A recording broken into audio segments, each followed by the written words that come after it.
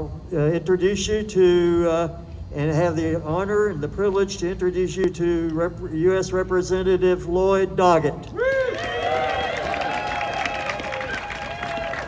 Ted, thank you very much, and thank you, Texas Patriots, for being here tonight. We care about our country, and it's great to join with these tenacious and courageous State House of Representatives who've done such important work this year, here and in Washington. You know, we're gathering here as darkness approaches on this beautiful, crisp night.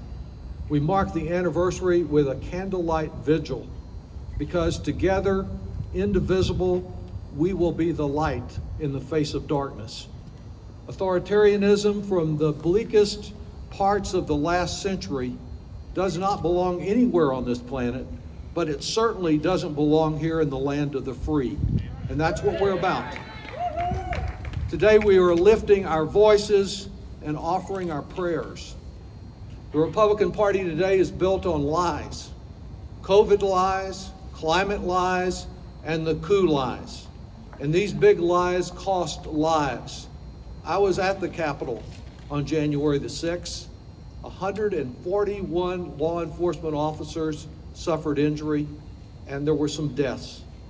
These lies threaten our health, they threaten our wealth, and Trump likes to carve his name on everything. There is one place that it belongs, and that is on the gravestones of the many who are buried today because of his lies. The only place that I think his name truly belongs. And what a powerful speech we heard this morning from President Biden. As he said, he called out Trump's web of lies and affirmed that we were in a battle for the soul of America to protect our freedoms. Because we know now that January 6th was not just one day, but rather it was the culmination of weeks of plotting. It was nothing less than an attempt to overthrow the government of the United States of America, a plot, an attempted coup. And that bloody day was the result of what ended up being a botched effort, aided and abetted by Republican office holders without the courage to stand up for freedom. And even after the coup was suppressed, continued to deny the outcome of the overwhelming vote of the American people.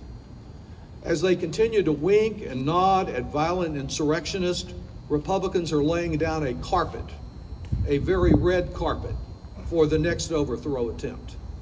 It may not encircle the Capitol again, but it's aimed at encircling and ending our democracy. The next attempted coup, I think, is one that is already underway in this building, with people in pinstripe suits that believe in suppressing the vote and purging the voting rolls and installing members of Trump's cult in key positions to administer our elections. We can't put up with that. They want to ignore the popular will. They want to expand across the country the same kind of wrongs that Greg Abbott has imposed here in Texas. Our mission is an urgent mission. We must safeguard our democracy from those who've given up on democracy in favor of autocracy. We've got to end the Republican filibuster, enact the voting rights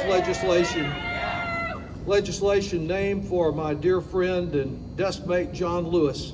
The John Lewis Voting Rights Act, together with the Freedom to Vote Act, this is legislation that is designed to ensure that every American can cast their vote, and then they know their vote will be counted and honored.